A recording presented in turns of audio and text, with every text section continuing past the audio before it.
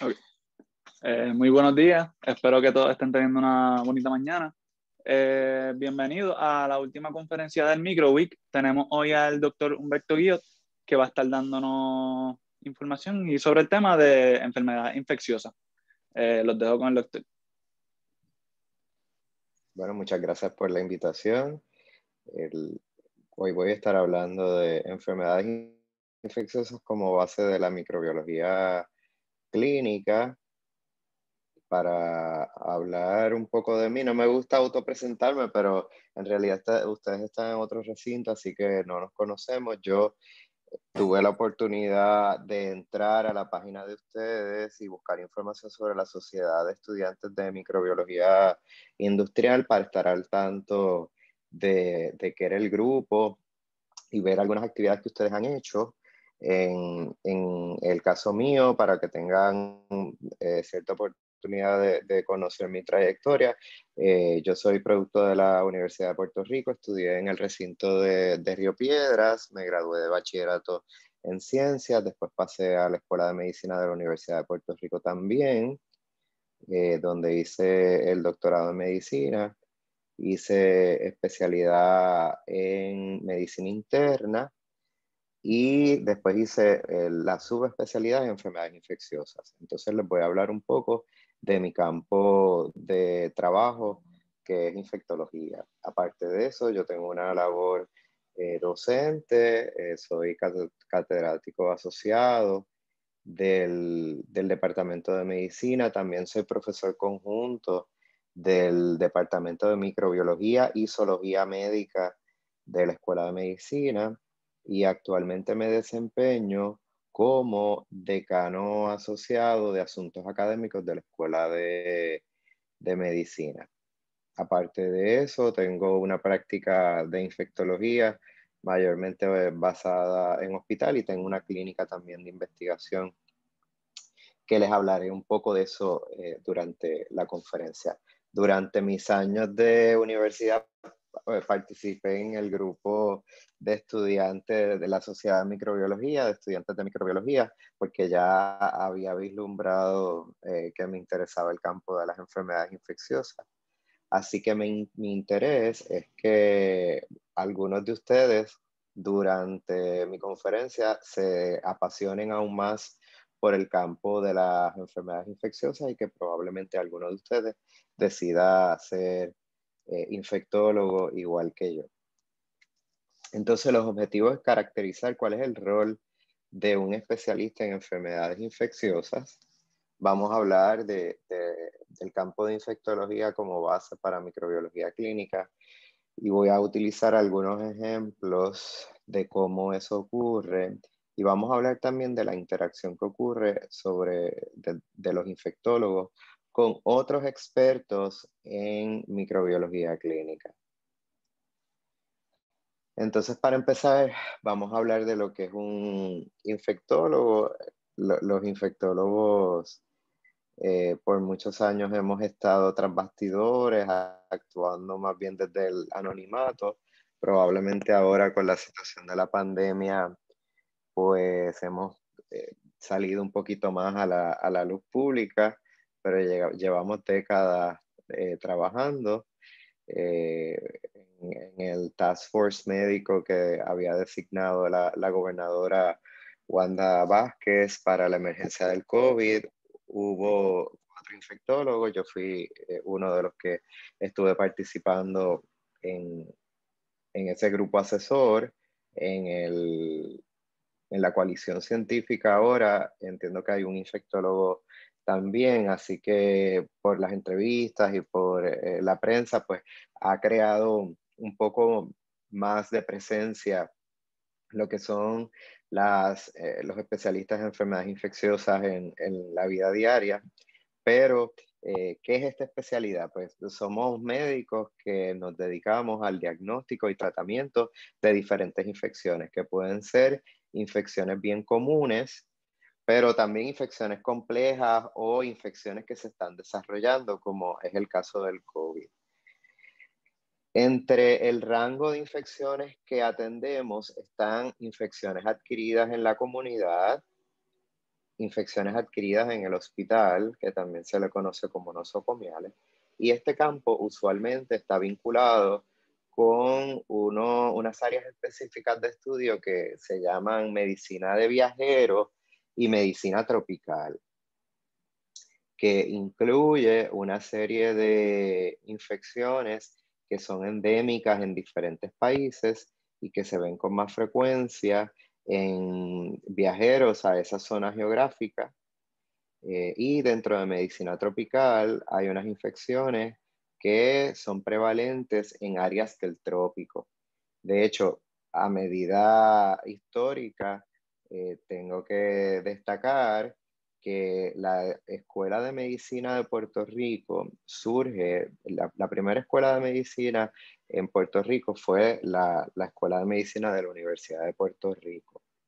Y actualmente ya tenemos 4 escuelas acreditadas. Afortunadamente ha aumentado la oferta para los estudiantes que quieran estudiar medicina, pero la Escuela de Medicina de la Universidad de Puerto Rico fue la primera y surge en sus inicios como una escuela de medicina tropical, que todavía el edificio original de la Escuela de Medicina Tropical permanece en el área de San Juan, y aproximadamente en el año 70 o 71, entonces se transfieren los estudiantes a lo que se conceptualizó como el recinto de ciencias médicas, que iba a incluir, además de la escuela de medicina, pues otras escuelas profesionales como la escuela de farmacia, que lleva muchas décadas. Anteriormente estaba localizada en el recinto de Río Piedras. Después de eso está también la escuela de medicina dental, escuela graduada de salud pública, también es parte del recinto, y escuela de profesiones aliadas a la salud.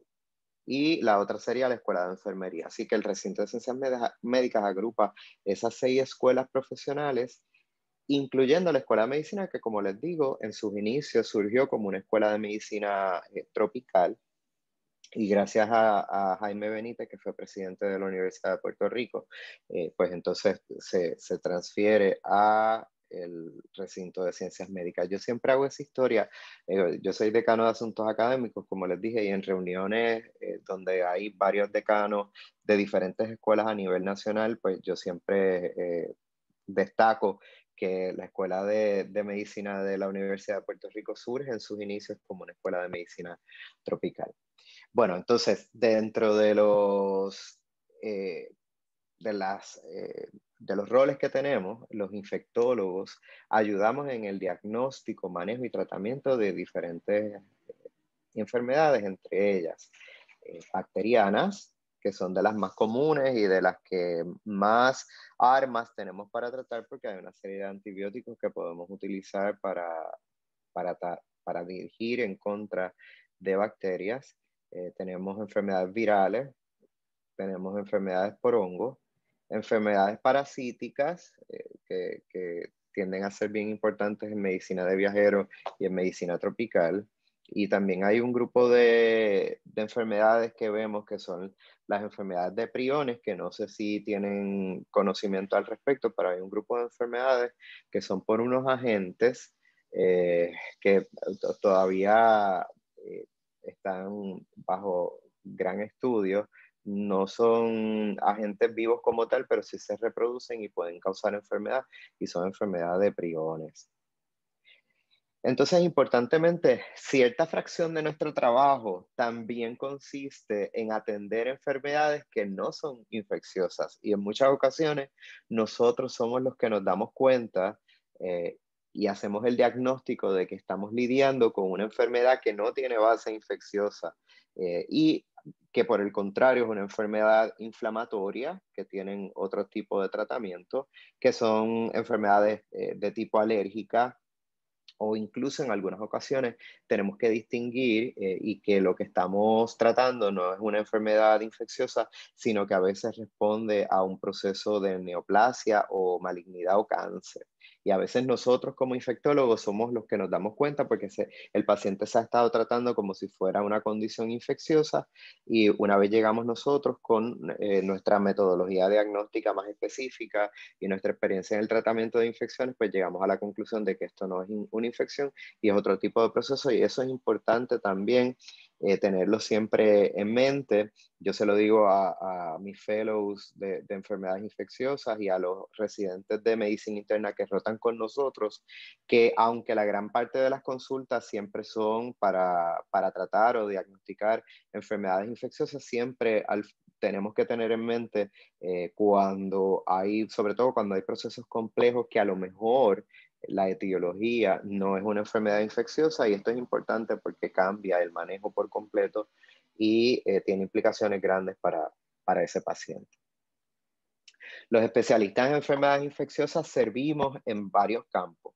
La mayor parte de nuestro trabajo es en el campo hospitalario. O sea, usualmente nosotros servimos como consultores en casos complejos en pacientes hospitalizados. Usualmente no somos los que hospitalizamos, usualmente vamos al llamado de un pediatra o un médico de familia que hospitaliza al paciente y está teniendo o dificultad en el diagnóstico o en el tratamiento del paciente y nos llama como unos consultores para que hagamos una opinión y contribuyamos al diagnóstico y tratamiento de ese paciente. También hay trabajo a nivel ambulatorio. Eso es en oficina más tradicional, como lo que vinculamos con una oficina médica. Pero en el caso de infectología, sobre todo en Puerto Rico, la gran parte de los infectólogos en Puerto Rico nos dedicamos más al trabajo en hospital, aunque cada vez hay más que están aumentando su práctica de oficina.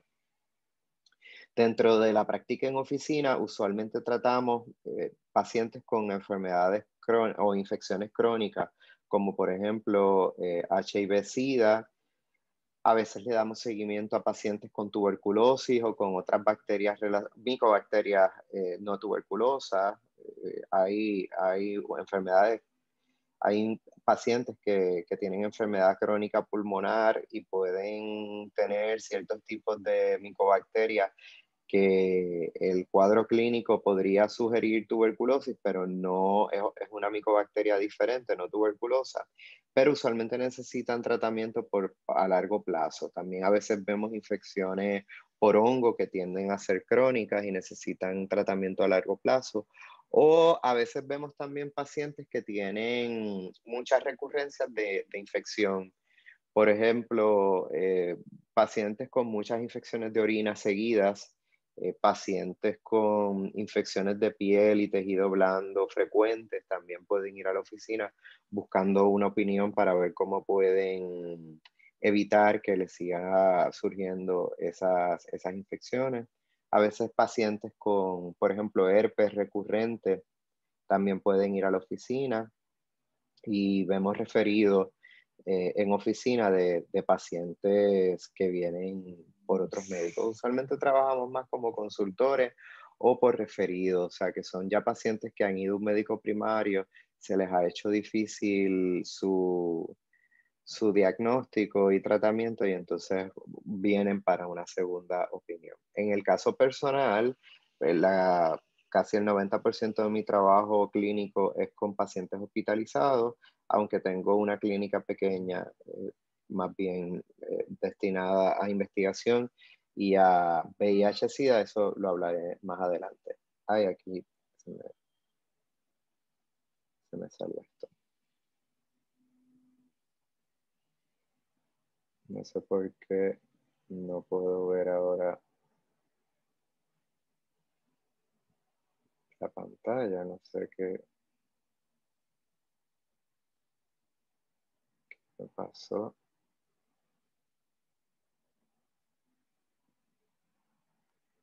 Vamos a darle de nuevo entonces porque... Ok, aquí. Y entonces los infectólogos pueden ser de adultos o pediátricos. Obviamente de adultos es de 18 años en adelante. Y eso viene usualmente posterior a un entrenamiento en medicina interna. Medicina interna son como los pediatras de adultos. Es el médico que tiene conocimiento de los mayores sistemas, órganos del cuerpo, y, y entonces enfermedades infecciosas es una subespecialidad dentro de medicina interna. También puede ser una subespecialidad dentro de pediatría. En ese caso, pues se hace un entrenamiento en pediatría y después ocurre el entrenamiento a enfermedades infecciosas. Hay un solape en algunos pacientes adolescentes, ¿verdad? De 15 años en adelante, que algunos infectólogos de adultos se atreven a ofrecer tratamiento, sobre todo en áreas en donde hay muy poca disponibilidad de infectólogos pediátricos. Eh, Enfermedades infecciosas en general es un grupo pequeño de especialistas. En Puerto Rico serán aproximadamente unos 100. Hay áreas en Estados Unidos bastante extensas donde hay muy pocos infectólogos y muchas veces no hay ninguno. En esa misma área geográfica no hay ningún especialista puramente pediátrico, así que a veces los infectólogos de adultos pueden incurrir en tratar pacientes que ya están en adolescencia porque hay veces que el entrenamiento de medicina interna nos provee para ver pacientes adolescentes. Ya pacientes neonatos o que están o en niñez muy temprana, pues ahí eh, no nos sentiríamos cómodos porque aunque somos generalistas, ¿verdad? Antes de ser internistas, nuestro entrenamiento en medicina interna usualmente es en adolescentes y adultos. Entonces el entrenamiento usualmente es 4 años del bachillerato. Después de eso, escuela de medicina o osteopatía. Las escuelas de osteopatía son bien similares a las escuelas de medicina. Lo que pasa es que el enfoque es diferente, pero están acreditadas por las mismas agencias y uno puede ir al entrenamiento en medicina interna después de haberse graduado de una escuela de osteopatía. Es bien similar al grado de doctor en medicina, pero la gran mayoría de las escuelas de medicina otorgan el grado de MD, no de OD, que es Doctor in Osteopathy. Después de eso uno va al entrenamiento en medicina interna o en pediatría, que son lo que se llama residencias. Esa es la especialidad. Después que cuando uno se gradúa de medicina, uno es generalista, tendría que hacer un año bajo supervisión, que sería el internado, para poder practicar, o entonces va a un programa de entrenamiento o especialidad que incluye el internado en su primer año y un resto de entrenamiento o adiestramiento más formal en diferentes áreas que le proveen entonces esa especialidad en un área específica. Y entonces, ya siendo uno internista o siendo uno pediatra, puede entonces ir a un entrenamiento posterior de 2 años en, en, en enfermedades infecciosas, que dura 2 años. Le voy a dar pausa, no sé por qué se me está yendo la pantalla. Ok, así que el entrenamiento ya se conoce como fellowship o subespecialidad. Y entonces, ¿cómo surge esta especialidad? Pues según se fue complicando el panorama de las infecciones, las condiciones infecciosas son de las condiciones que ameritan más visitas de los pacientes a las oficinas y que también amerita más hospitalizaciones. La mayor partida de hospitalizaciones en los Estados Unidos surge por condiciones infecciosas, pulmonía, infecciones de orina, infecciones de piel. Así que mientras se fue complicando el panorama y fueron surgiendo cada vez más antibióticos, se dieron cuenta de que hacía falta un experto específico que se dedicara al diagnóstico y tratamiento de infecciones. Y entonces surge una certificación formal por la Junta de Medicina Interna en el año 72, cuando una junta hace una certificación o un board para una subespecialidad, entonces se convierte en una subespecialidad como tal. Así que probablemente estuvo desde varios años antes, pero en el año 72 es que se establece por el Board de Medicina Interna, y en el 94 es que viene a surgir por el Board de Pediatría. Esto también implica que una vez nosotros terminamos el fellowship, cuando terminamos la residencia en medicina interna, usualmente solicitamos tomar la certificación de medicina interna al American Board de Internal Medicine, y una vez estamos certificados en medicina interna y terminamos nuestro entrenamiento en enfermedades infecciosas, entonces tomamos, que es como una reválida, un board de infecciosas otorgado por el American Board of Internal Medicine. Y lo mismo ocurre en pediatría. O sea, una vez uno se certifica en pediatría porque terminó el adiestramiento, cuando termine el fellowship o la subespecialidad en enfermedades infecciosas, puede solicitar tomar la certificación en enfermedades infecciosas del American Board of Pediatrics. Es importante aclarar que aunque en Estados Unidos y Puerto Rico existe esta especialidad, en muchos países del mundo no existe. En Europa hay muchos países donde no existe infectólogo para esto. Usualmente el internista o el pediatra son los que responden, y usualmente pues ahí necesitan, cuando tienen casos difíciles, pues solicitan asesoría a expertos fuera, o a veces tienen, ¿verdad? Consultan los casos con paneles o algo así. Entonces, como les hablé, los especialistas en enfermedades infecciosas reconocemos etiologías infecciosas y no infecciosas de enfermedad. También, aparte de eso, tenemos que tener experiencia en el uso e interpretación de diferentes pruebas diagnósticas. Pues hay veces que vemos pacientes que nos llegan a nuestra clínica referidos porque salieron positivos a una prueba que en realidad no tiene una significancia clínica, pero el médico lo ordenó porque no tenía mucho conocimiento, y esto ocurre con bastante frecuencia. Ahora, por ejemplo, con la pandemia del COVID, que han surgido diferentes pruebas diagnósticas para la enfermedad. Esto requiere cierta pericia y cierta maña, uno saber cómo se hacen las pruebas y qué significan, porque hay mucho desconocimiento incluso en la comunidad médica, en colegas, en la comunidad del uso e interpretación de pruebas diagnósticas. Traigo el issue del COVID a colación porque es algo más moderno, ¿verdad? Pero ocurre con muchas otras enfermedades. Así que nosotros a veces cuando llegan a nosotros es porque tienen simplemente una prueba positiva, y nosotros contribuimos a la interpretación de qué significa esas pruebas diagnósticas, y si tenemos que hacer alguna prueba adicional para corroborar ese diagnóstico, o si simplemente no le damos una importancia clínica en ese momento porque el paciente no tiene ninguna manifestación. También de eso escogemos una terapia dirigida. Por ejemplo, si es un cultivo específico, pues entonces damos un antibiótico que sea dirigido a la bacteria que se cultivó y al patrón de susceptibilidad. Nosotros también tenemos amplio conocimiento de antibióticos, antifungales y antivirales, y tenemos que conocer los efectos adversos que causa.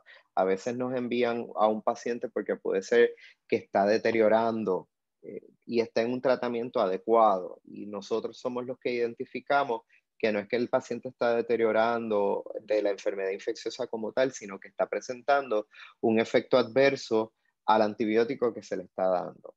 Además de eso, también tenemos conocimiento en interacción entre antibióticos cuando se usan 2 o 3 antibióticos a la vez, o interacción entre los antibióticos y otro tipo de medicamentos que use el paciente de antemano. Por ejemplo, hay ciertos antibióticos que podrían tener interacciones con pastillas que usen los pacientes que son trasplantados, y entonces hay que hacer ajuste de dosis.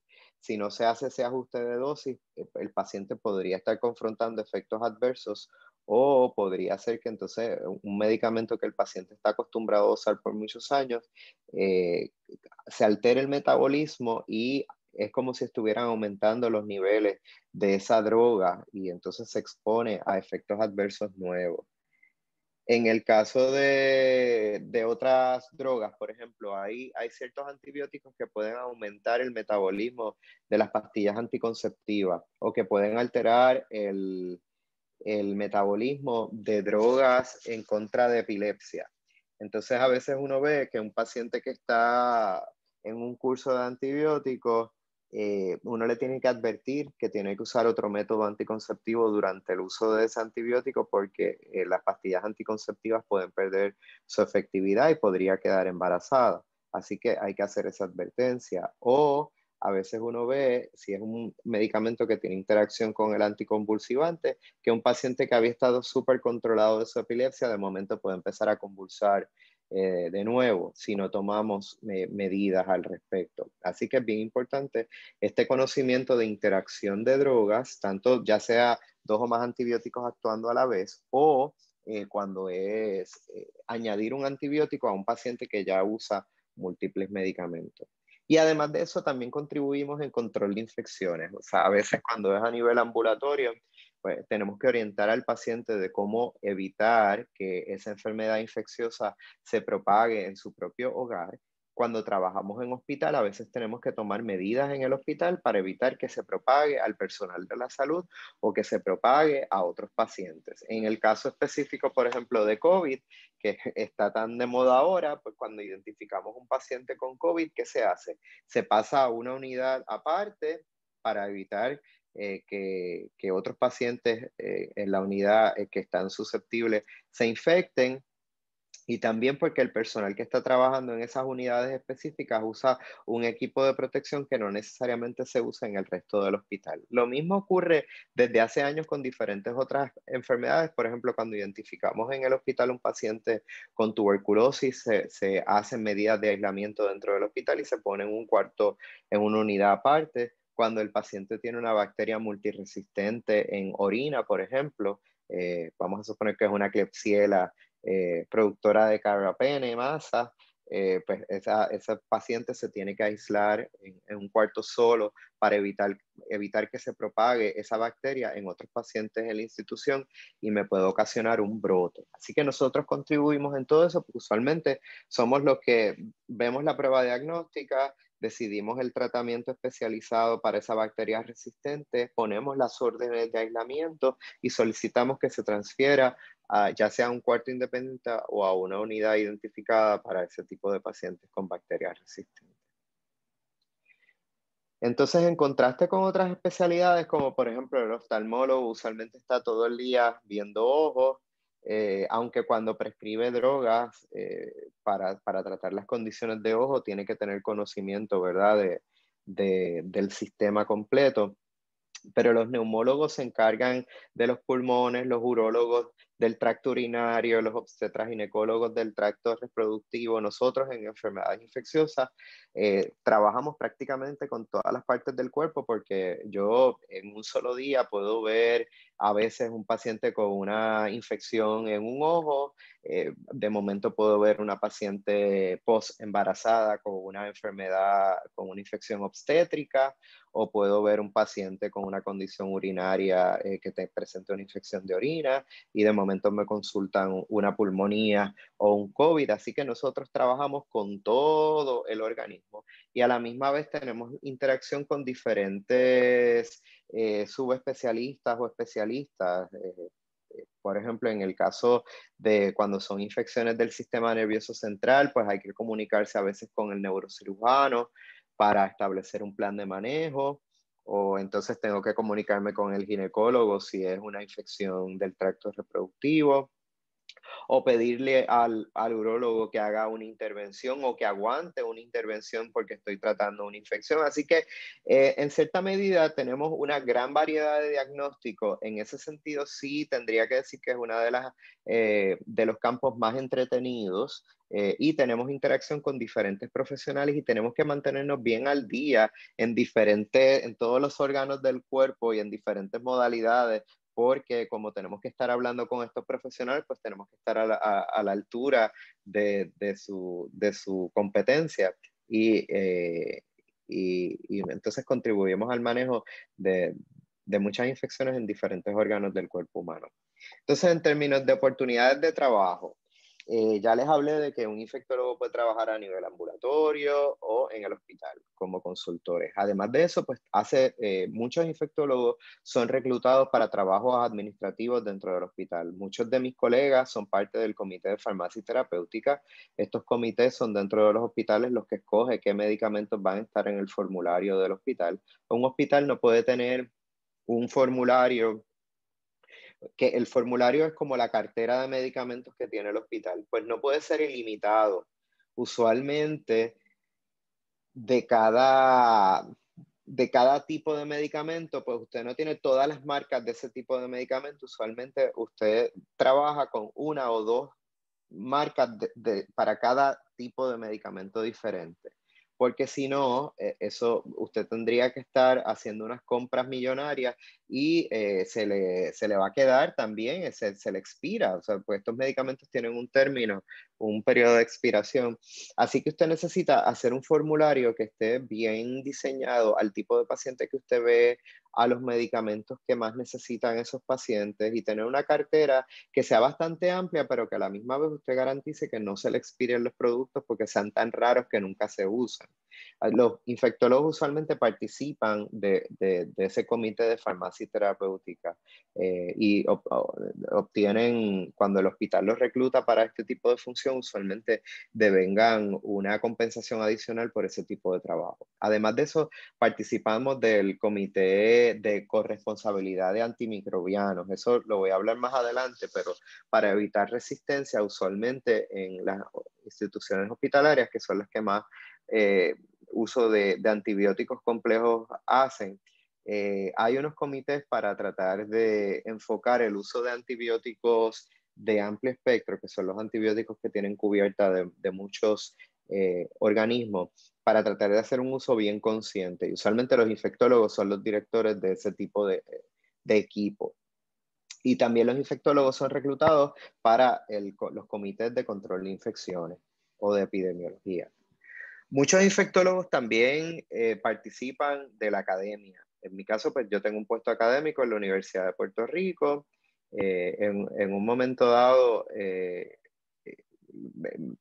cuando yo empecé a trabajar, me di cuenta de que muchos de los decanos o directores de curso eran infectólogos, porque estar participando diariamente del manejo de todos los órganos del cuerpo a través de diferentes infecciones, pues nos hace mantenernos al día en muchos aspectos del conocimiento médico. Así que muchos colegas participan en academia en diferentes funciones, hasta decanato, ¿verdad? Pero directores de curso, coordinador de sistemas, y eso es un área de trabajo bien importante también. Aparte de eso, hay algunos que pueden ser contratados por compañías farmacéuticas, ya sea para el desarrollo de nuevos productos. Hay muchos directores médicos de compañías farmacéuticas que son infectólogos y también se recluta como parte del comité asesor de industria farmacéutica. Y lo otro es en investigación. Puede trabajar en el desarrollo de vacunas, en el desarrollo de antimicrobianos o en el desarrollo de pruebas diagnósticas o de áreas específicas. En mi caso, por ejemplo, yo he tenido la oportunidad de trabajar en prácticamente todas estas áreas que le estoy diciendo. Mi trabajo principal es en hospital y en academia, pero también tengo un componente de investigación, he sido asesor de compañías farmacéuticas, en un momento dado fui asesor de muchas compañías farmacéuticas y entonces trabajo administrativo en el hospital también, ya sea stewardship o control de infecciones. Para que ustedes vean la diversidad, y a mí me gusta tener un itinerario bien variado. Usualmente los lunes por la mañana yo voy a reuniones usualmente de la universidad, por la tarde casi siempre veo consultas en el hospital por la mañana tengo una clínica de investigación. Yo tengo una investigación, bueno, varios proyectos de investigación, pero mi área de investigación va destinada al virus del papiloma humano en personas VIH positivas usualmente, y tenemos una clínica de neoplasia vinculado al virus del papiloma humano. Y hay varias investigaciones sobre las mejores pruebas diagnósticas o estrategias de tratamiento para evitar que desarrollen cáncer. Eh, Miércoles también reuniones y consultas. Hoy jueves, por ejemplo, estoy dando esta conferencia. Antes de esto estaba en el Senado académico del recinto, sustituyendo al decano. Ahorita voy a ver, tengo actividad didáctica a mediodía. Por la tarde voy a ver consultas. Viernes tengo comité de currículo. Por la tarde no tengo actividades hasta ahora. El sábado tengo una clínica de vacunación. Llevamos varios sábados corridos desde diciembre participando en esfuerzos de vacunación para vacunar a toda la facultad, empleados y estudiantes del recinto de ciencias médicas. Participamos todos los sábados ahí. Hemos llegado el sábado pasado no trabajamos porque fue sábado de gloria, pero el anterior vacunamos 530 personas. Y para este sábado entendemos que vamos a vacunar como 400 personas más. Así que eso es otra tarea, en ese caso es servicio voluntario. Entonces, ¿qué expertos están relacionados? Están los tecnólogos médicos. Los tecnólogos médicos son profesionales que tienen un bachillerato o una maestría en tecnología médica y son expertos en la realización de esas pruebas, el manejo de pruebas y diagnósticas para agentes infecciosos. Son los que, por ejemplo, hacen los cultivos y dan el resultado de los cultivos. Son los que hacen las pruebas de PCR, ¿verdad? Y hacen pruebas serológicas también. Están los inmunólogos. Inmunólogos pueden ser internistas o pediatras que tienen una subespecialidad en inmunología y alergia, o también hay microbiólogos con PhD, doctorado en microbiología, cuya área de estudio es inmunología. Eh, y estos, por ejemplo, se dedican al desarrollo de nuevas vacunas. En el caso de los inmunólogos clínicos, que son médicos, pues entonces reacciones alérgicas en personas o en personas que tienen deficiencias en inmunidad congénita. Están los microbiólogos. Yo soy parte del departamento de microbiología y zoología médica, y allí hay un departamento que es todo con doctores en filosofía en diferentes áreas de microbiología. Tenemos unos que son virólogos, que son expertos en virus. Hay unos bacteriólogos, micólogos, que son expertos en hongos, y parasitólogos. Además de eso, trabajamos de cerca con doctoras en farmacia, PharmDs, que tienen entrenamiento especial en enfermedades infecciosas. Eso es un campo de especialidad, es un entrenamiento que viene también para las doctoras en farmacia, y ellas también son expertas en esto que les dije de interacción entre antibióticos, ya sea entre ellos mismos o con otros productos. Y lo otro que estamos bien vinculados y en algunas ocasiones se nos confunde son con los epidemiólogos. Los epidemiólogos son salubristas, usualmente tienen una maestría y doctorado dentro de la Escuela Graduada de Salud Pública, y entonces los epidemiólogos se dedican, como ustedes han visto en esta pandemia, más bien al seguimiento de datos, al estudio de brotes o de epidemias.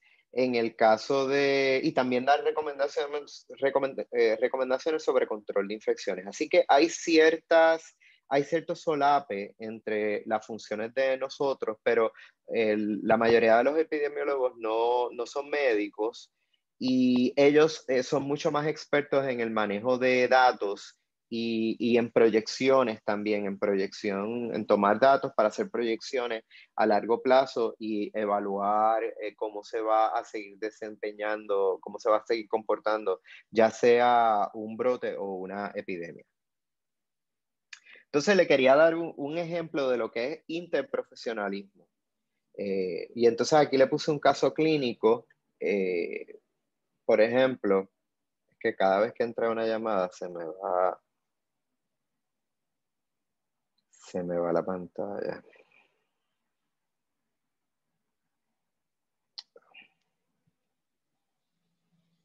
Les traje un viñet y que no me quiero extender más allá de las 11:30 para que ustedes tengan tiempo de hacer preguntas. Pero esto es un caso clínico, es una paciente estudiante de universidad de 22 años que está teniendo una sensación de ardor al orinar, está teniendo también urgencia urinaria y cambio en el color de la orina y en el olor de la orina desde los pasados 2 días. Entonces, este es el tercer episodio similar que le ocurre en 2 meses. Se le recetaron unos antibióticos, el internista se los recetó, pero después de terminarlos, ella ha recurrido y como les dije, ya este es el tercer episodio. Así que el internista ordena nuevas pruebas y las refiere a la Clínica de Enfermedades Infecciosas para recomendaciones. Esta paciente, ¿verdad? Con este historial de urgencia, cambio en orina, le arde al orinar y el olor y el color está diferente, sugiere infecciones de orina recurrentes. Y aunque es uno de los diagnósticos más comúnmente vistos y también que usualmente tienden a responder bien a terapia, en este caso esta paciente ha seguido recurriendo, en una paciente así que sigue teniendo muchas infecciones de orina, podría comprometer, en algún momento podría llegar a escalar a hacer una infección no solamente de tracto bajo, que son cistitis, que solamente llegan a la vejiga, sino a convertirse en una infección de tracto alto, que allí ya sería infección en los riñones o pielonefritis, y esto podría tener infecciones en los riñones recurrentes, puede comprometer la integridad de ese tejido y puede causar, ¿verdad? Daño en la función de los riñones a largo plazo. Y también puede tener repercusiones porque una fracción de los pacientes que tienen infección en los riñones puede progresar infección a sangre y puede diseminar, que se llama bacteremia, y puede diseminar a otros órganos. Así que en estos pacientes uno trata de evitar que sigan recurriendo y por eso lo envían. Así que en este caso, a esta paciente le enviaron al laboratorio a hacerse nuevas pruebas, el internista. Pues ahí, ¿cómo sería la interacción entre diferentes profesionales? Ahí la enfermera que trabaja en el laboratorio usualmente sería la que, o puede ser la tecnóloga médica, le toma la sangre al paciente y la orienta sobre cómo tomar la muestra de orina que le ordenó ese internista. El tecnólogo médico o tecnóloga médica sería la que procesa esa muestra clínica, la recibe en el laboratorio, hace el estriado de la placa. En el caso de la sangre, pues entonces es la que la somete a pruebas especializadas para llegar al diagnóstico que le haya, dependiendo de las pruebas que le haya ordenado el internista. El infectólogo sería el que recibiría esos resultados y podría contribuir a cuál sería el antibiótico más adecuado para esa paciente y si hay que hacer alguna prueba adicional. Por ejemplo, en una paciente así con infecciones tan recurrentes, lo primero que yo haría tal vez si no se le ha hecho un sonograma para ver que no tenga alguna anormalidad anatómica que esté predisponiendo a esto, o a lo mejor tiene una piedra. Y si no, se podría hacer un historial para ver qué otros factores podrían estar influenciando que tenga estas infecciones recurrentes. Entonces, en el caso de que esto fuera una paciente en hospital, una especialista en farmacia podría hacer que se comunique con nosotros desde el Comité de Corresponsabilidad Antimicrobiana para ayudarnos en escoger dosificación de drogas en pacientes que son difíciles. Hay pacientes que, por ejemplo, pacientes que son bien obesos, pero tienen fallo renal y la dosis de los antibióticos usualmente a veces se calcula por peso y también toma en cuenta la función de los riñones, así que a veces se hace bien difícil calcular dosis para pacientes así, ¿verdad? Que tienen comorbilidades. Pues la doctora en farmacia con especialidad en infecciosa nos podría ayudar. Y si entonces cultivamos una bacteria resistente, ahí a lo mejor el epidemiólogo intervendría para ver si estamos bregando con un brote o también para dar recomendaciones para evitar que se propague esa bacteria en la comunidad. Así que eso es un ejemplo de cómo en un caso que se ve diariamente, diferentes profesionales vinculados a las enfermedades infecciosas podría participar. ¿Y por qué las enfermedades infecciosas son importantes? Les voy a dar varios issues recientes y varios ejemplos. Y es porque las enfermedades infecciosas, a pesar de todos los antibióticos que tenemos, las enfermedades infecciosas siguen representando una fracción bien grande de mortalidad, morbilidad en los pacientes. Traté de poner aquí el laser point. Pero para que vean aquí, las infecciones, enfermedades infecciosas son una tajada bien grande, más que cáncer y casi a la par con enfermedades cardiovasculares, y que accidentes. Así que las enfermedades infecciosas siguen teniendo un impacto bien grande en mortalidad y en morbilidad. Por eso es que son importantes. Y como ejemplo reciente, pues tuvimos lo del COVID. Hoy en día, 132 millones de casos, casi 3 millones de muertes a nivel mundial. Estados Unidos es el país más afectado. Y aquí es como, pues, en los últimos días, esto es la evolución de la pandemia, ¿verdad? Hemos visto que hubo este aumento en diciembre y afortunadamente a partir de enero, febrero ha habido una disminución en casos en los Estados Unidos.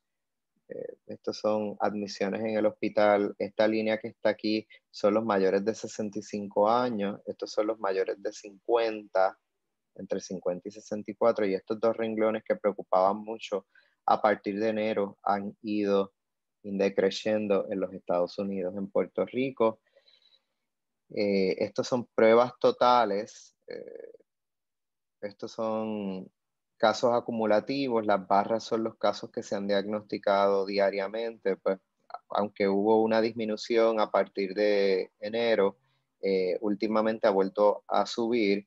Esto se ve, esto es en pruebas totales. Aquí es tomando las pruebas moleculares solamente, aquí se ve más claramente que estamos ante un repunte, ¿verdad? Que es lo que ha obligado que el gobernador Pierluisi tomara unas decisiones ayer más restrictivas. Afortunadamente todavía no se ha visto un aumento en mortalidad, pero es importante aclarar que una vez uno empieza a ver pruebas moleculares positivas para ver un impacto en mortalidad, usualmente la mortalidad empieza a subir 2 o 3 semanas después de que uno evidencia el repunte a nivel de pruebas moleculares. Así que preocuparía que a lo mejor en las próximas 2 o 3 semanas la mortalidad empieza a aumentar también. Y esto tiene, ¿verdad?, las connotaciones en la utilización de camas de hospital, que aunque disminuyó a partir de marzo, ha ido en aumento, y lo mismo ha pasado con la utilización de intensivo por COVID, que ha ido en aumento, y la utilización de ventiladores, que también ha ido en aumento.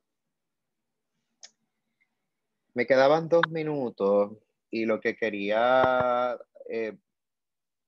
discutir con estos slides es que otro issue que está bien de moda y que preocupa y que hace que los expertos en enfermedades infecciosas se mantengan con trabajo es que hay una mala utilización de los antibióticos, y la mala utilización de los antibióticos lleva al desarrollo de resistencia en un paciente específico y en la comunidad.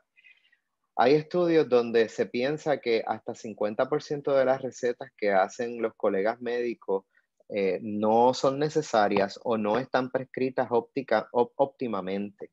La dosis no es adecuada o no se dio por el término correcto. Y esto es lo que pasa cuando esto es el tracto intestinal. Usted tiene varias bacterias. Estas son las que son susceptibles, las que están en azul son susceptibles y las que están en rojo son las resistentes. Cuando usted expone a esa persona a los antibióticos, se mueren los susceptibles, se quedan los resistentes y eventualmente esos resistentes empiezan a sobrepoblar, y lo que pasa es que la mayor parte de la resistencia se está en material genético, en en plasmidios que se pueden transferir de una bacteria a otra. Así que al exponer a una persona a antibióticos, uno puede predisponer a que haya una sobrepoblación de bacterias resistentes. Entonces, por ejemplo, este es el paciente que recibe antibióticos. Se va a una institución de la salud y como a un hospital, y esas bacterias resistentes podrían pasar por, si no hay un buen lavado de manos, podrían pasar a otros pacientes o a trabajadores de la salud en el hospital. O si el paciente se queda en su casa, el paciente podría pasar esas bacterias resistentes a su familia.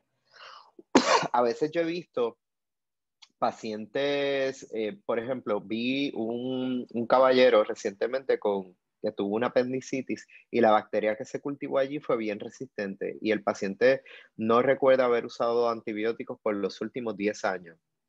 Pero su esposa sí ha estado expuesta frecuentemente a antibióticos porque padece de infecciones de orina frecuentes y ha requerido incluso antibióticos por vena. Así que se teoriza que esa bacteria resistente que tuvo ese paciente probablemente pues la adquirió en su hogar a través de la esposa. Y entonces así es como se puede seguir propagando en la comunidad. Esta parte de la diapositiva habla de uso de antibióticos en humanos. Sin embargo, no quería minimizar que también el uso de antibióticos a nivel veterinario contribuye a la propagación de bacterias resistentes porque tanto los pollos como vacas y cerdos están expuestas a antibióticos a veces porque tienen infecciones ellos mismos, ¿verdad? Y necesitan tratarse, pero se expone a la formación de bacterias resistentes en sus tractos.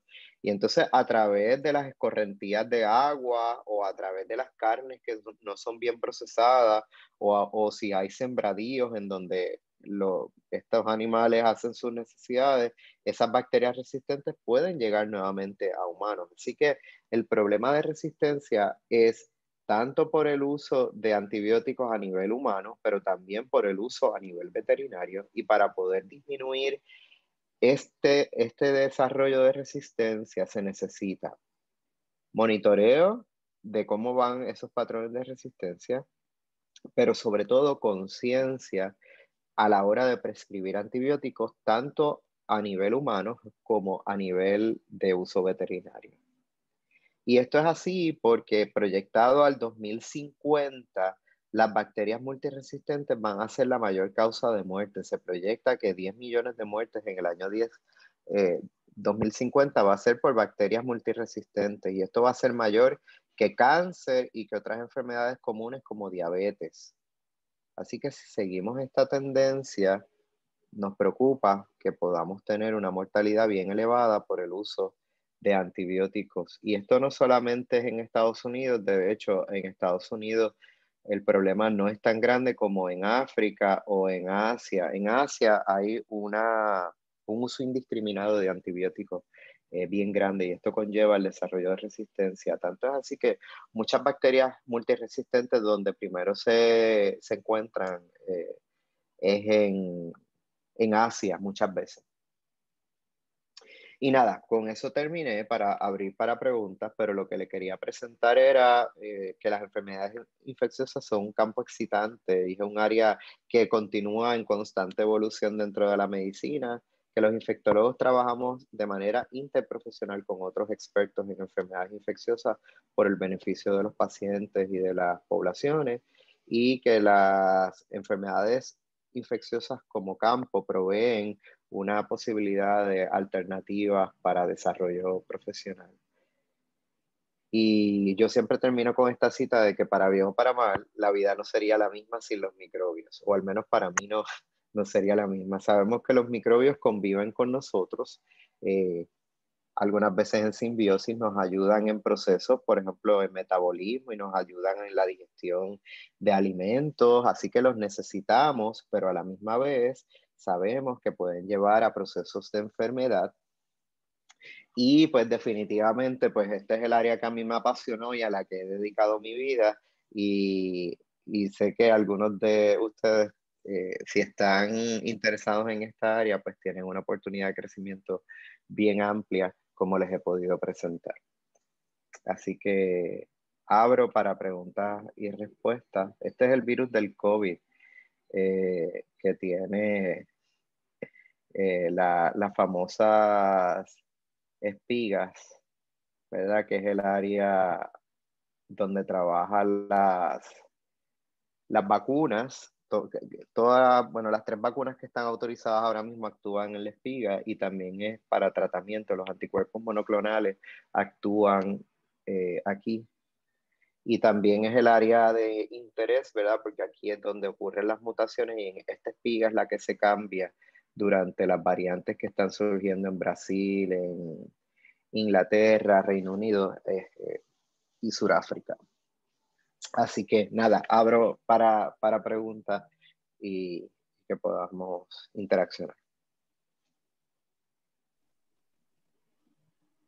Okay. En el chat tenemos aquí varias preguntas. Ajá. La primera es, ¿qué curso ofrece el recinto de ciencias médicas actualmente? ¿Qué cursos? Bueno, específicamente, por ejemplo, a nivel, no sé si es en escuela de medicina a lo cual se refiere, pero dentro de la escuela de medicina nosotros tenemos el programa de doctor en medicina, que dentro de ese programa hay un curso de microbiología y de inmunología. Hay un curso también de epidemiología. De hecho, hay 3 cursos de epidemiología que toman los estudiantes de medicina, y después pueden hacer electivas clínicas, rotaciones en enfermedades infecciosas también. Aparte de eso, hay electivas de investigación para investigar en áreas de microbiología o enfermedades infecciosas. Eso es dentro del programa MD. En la escuela de medicina también están los grados profesionales en microbiología. En el departamento de microbiología hay grados de maestría y hay PhD en diferentes campos de microbiología. O sea, usted se gradúa del departamento de microbiología y zoología médica, y dependiendo del área de especialidad, pues entonces se puede inclinar a bacteriología, virología. Por ejemplo, yo fui parte del comité de tesis de un egresado que tuvimos recientemente, que se especializó más en el área de virus, y actualmente, pues, después una vez terminó su doctorado, hizo maestría, doctorado, y se fue a Estados Unidos, a NIH en Bethesda, hacer más investigación y más estudios posteriores en área de virología, y actualmente ha estado bien involucrado en la situación de la pandemia. Así que dentro de la Escuela de Medicina tenemos muchos cursos, ya sea en el programa MD como parte del doctorado en medicina, o si a ustedes les interesa maestría y doctorado dentro de específicamente el grado PhD en microbiología, pues entonces ahí hay los programas en los cuales se pueden incorporar y poder lograr su doctorado en esas áreas. También en el recinto de ciencias médicas como tal, en la Escuela de Profesiones de la Salud, está lo de tecnología médica que les había hablado, y en la Escuela de Graduada de Salud Pública tiene las maestrías y doctorados en epidemiología clínica. Ok, muchas gracias por la respuesta. Aquí tenemos otra pregunta que dice, si hay alguna ruta alterna de preparación académica, perdón, si hay ruta académica alterna de preparación académica para esta profesión, o solo a través del MD. Para infectología, sí, solamente es a través del MD. O sea, para poder tener privilegios de diagnóstico y tratamiento como tal, prescribir, pues usualmente sí se necesita el grado de doctor en medicina. Como les expliqué, hay otros campos que permiten tener expertise en enfermedades infecciosas dentro de otras ramas profesionales, como por ejemplo lo del doctor en farmacia, Hay unas enfermeras en Puerto Rico, no creo que las haya todavía, pero hay unas enfermeras también con experiencia en enfermedades infecciosas específicas. O pueden hacer una maestría en epidemiología y contribuyen usualmente a control de infecciones dentro del hospital, pero para poder, si lo que le interesa es examen físico, diagnóstico y tratamiento de pacientes, pues usualmente la única ruta es a través del doctorado en medicina. Ok. La próxima pregunta es que si usted recomienda algunas sociedades sobre enfermedades infecciosas o conferencias importantes para uno asistir o pertenecer. Sí, bueno, en el recinto como tal, siempre hay una conferencia magistral siempre más o menos para el mes de abril. Este año no he visto la propaganda todavía, me parece que están un poco atrasados, pero es la conferencia magistral Bailey K. Ashford.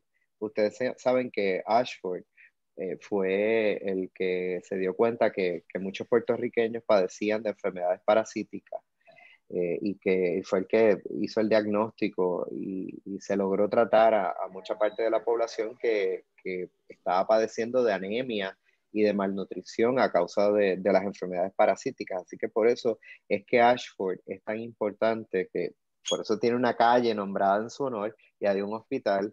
Y nosotros en el recinto hay una conferencia magistral que se hace todos los años, que es el Bailey K. Ashford, que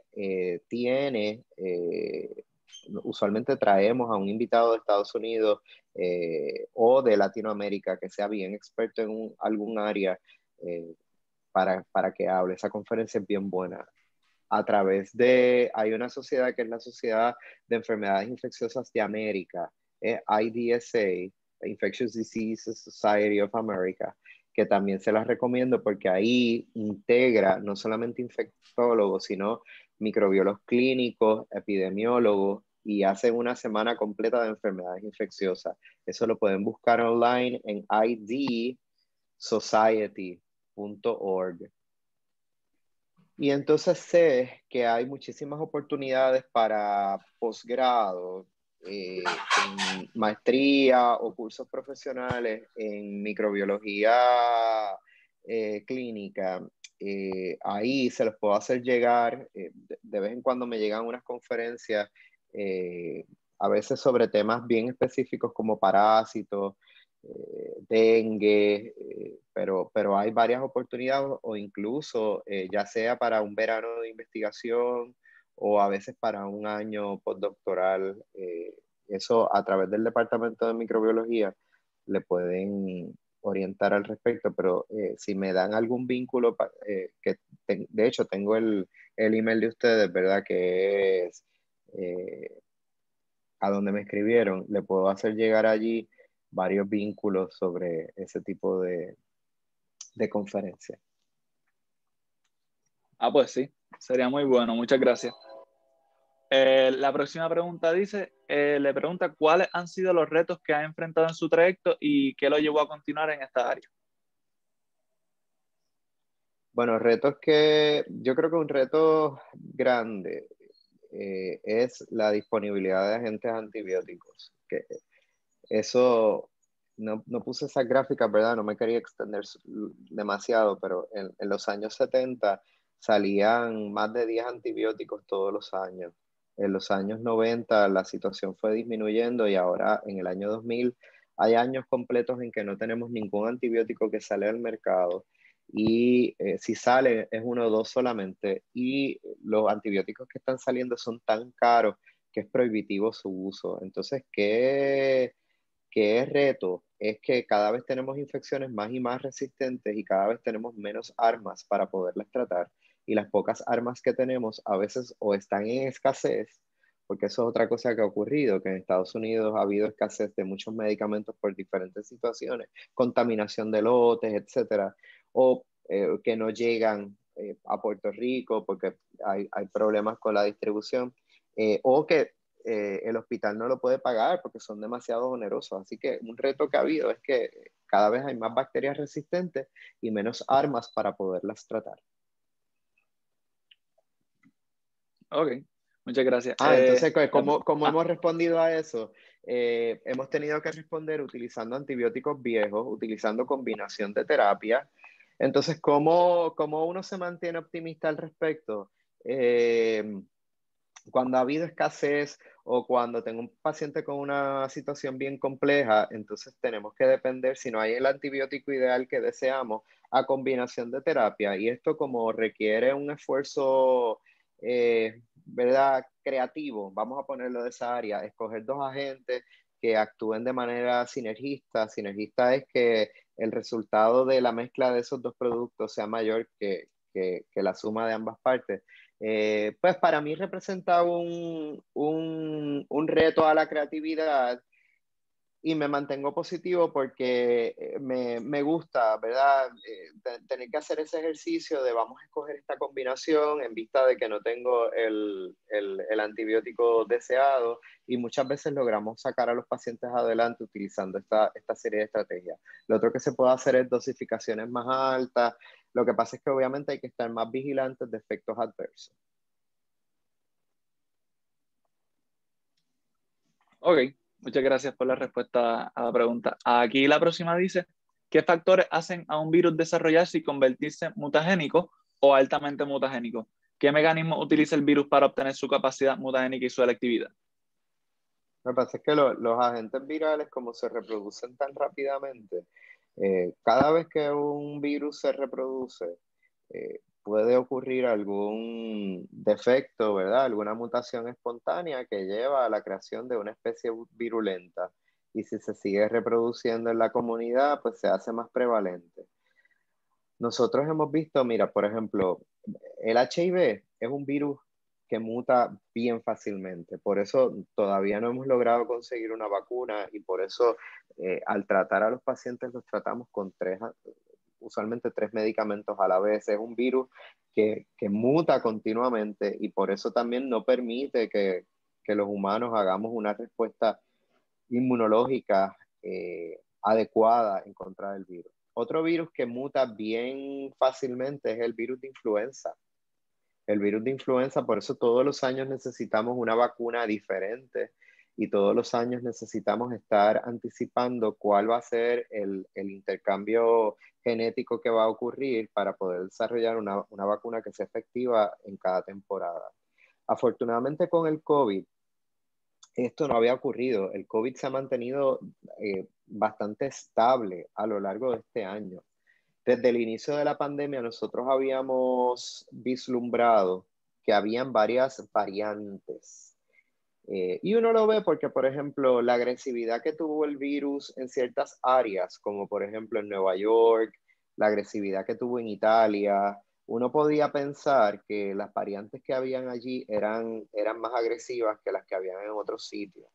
Lo que pasa es que no había los PCR para poder confirmar que habían diferentes variantes, pero clínicamente uno lo podía anticipar. Ahora que sí ya lo sabemos, no nos sorprende. De todas formas, no nos alarma porque pensamos que es un virus mucho más estable que otros virus con los cuales ya hemos estado expuestos, como les expliqué, la influenza y el HIV. Con el desarrollo de las vacunas de la forma que las hemos tenido, como por ejemplo la vacuna de mRNA y estas plataformas que son de vectores virales, si se tuviera que hacer una conformación, un cambio en la vacuna para cubrir mejor alguna de estas variantes que no está bien cubierta, se puede hacer con bastante facilidad. Así que en ese caso no me alarma, sí tenemos que mantenernos vigilantes, pero afortunadamente el virus del COVID hasta ahora ha sido menos mutagénico, como dice el compañero, que otros virus que ya conocemos y que hemos podido lidiar con ellos.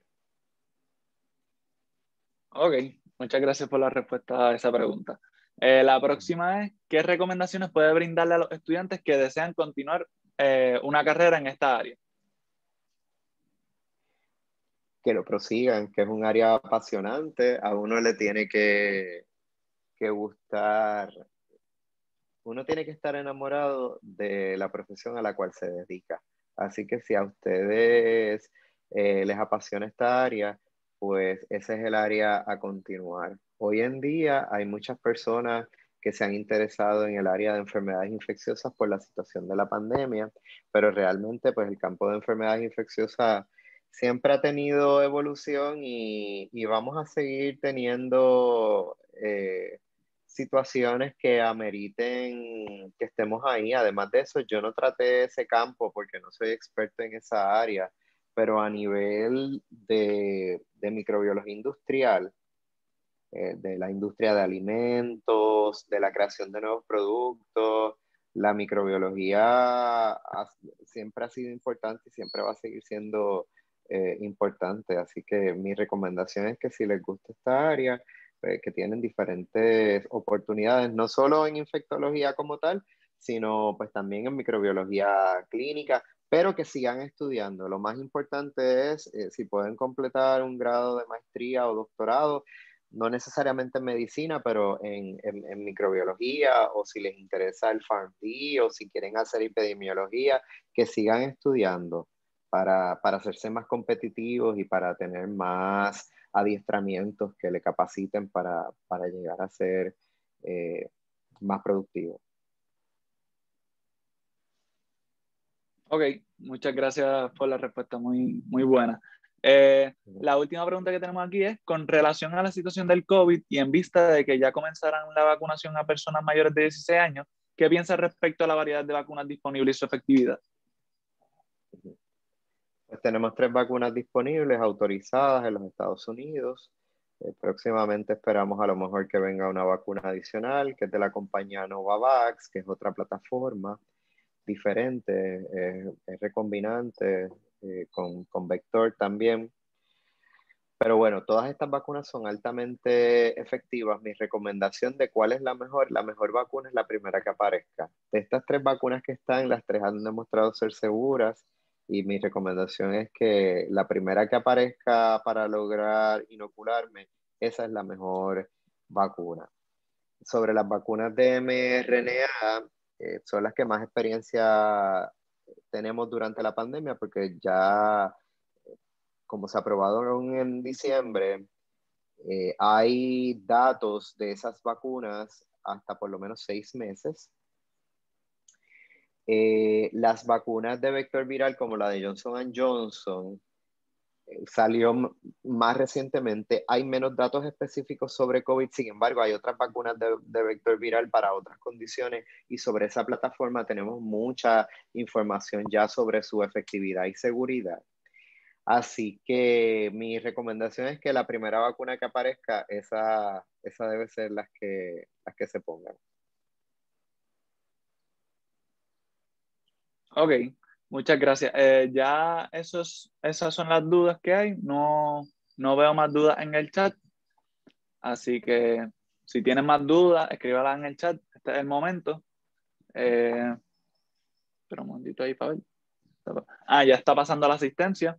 Recuerden llenarla.